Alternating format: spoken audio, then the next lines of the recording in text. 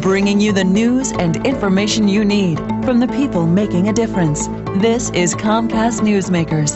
From the Oval Office inside the Truman Presidential Museum and Library in Independence, Missouri, here's your host, Mike Shanin.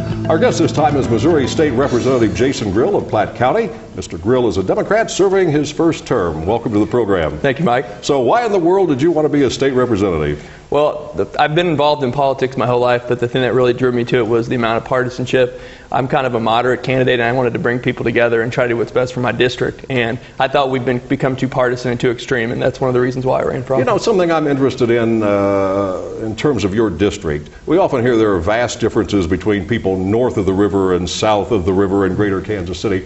Do you find that the interest of your constituents are markedly different than the other folks who live south of the river and are represented by other members of the state delegation? I think everyone has the same, issues: education, health care, more of the city issues they face, with the city council. But I think most Kansasians are becoming one now, finally. When I was growing up in the Northland, I felt like I was in God's country half the time. People down south never crossed the river, but I think that's starting to change with the development up there.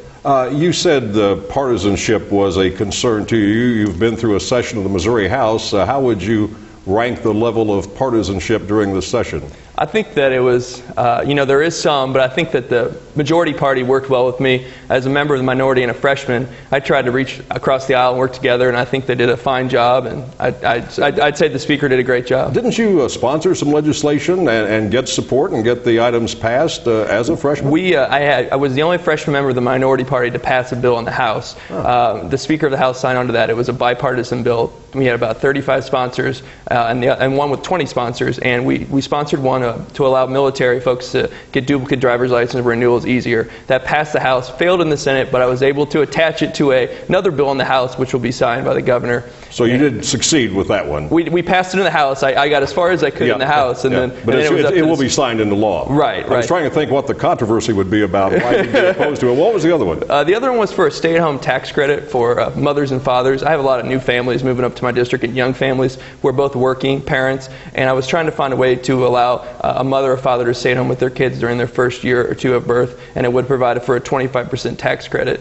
based on their income from that previous job they had if they quit their job and stayed home with their kids, up to a $100,000 cap. What happened to that piece of legislation? It made it to the House floor and never was brought up for debate, but I also got that onto an amendment onto another bill, which didn't make it out of Senate and House Conference Committee. So pretty good for a freshman, but we'll look forward to next year. Next year. Will you bring these items back up? What other areas are you especially interested in? I'll definitely do the stay-at-home tax credit again. I also think, we need to do something about immigration. I was kind of disappointed we didn't really touch on that illegal immigration in the state. On a state level, I know it's a federal issue, but there are things we can do, such as punishing the employers that hire illegal immigrants knowingly, fighting identity theft, and other issues with that. I think that's an important issue, and continue to work on health care and education. Health care for small businesses was another success. So after your first session, tell me 2 or 3 of the major shortcomings that you found in Jeff City. Do it rather quickly. A lot of layers to the cake, Mike, and I've learned that, with all the different committees and whatnot, getting it passed. But I think the major thing I try to focus on is finding solutions to problems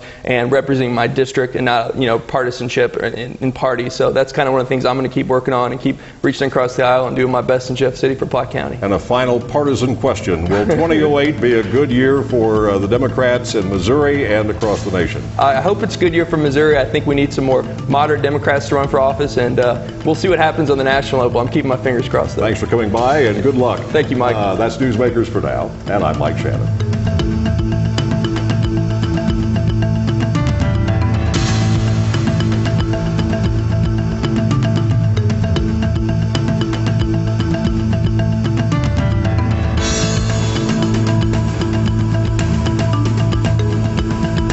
The preceding has been a presentation of Comcast Newsmakers. Now, back to CNN Headline News.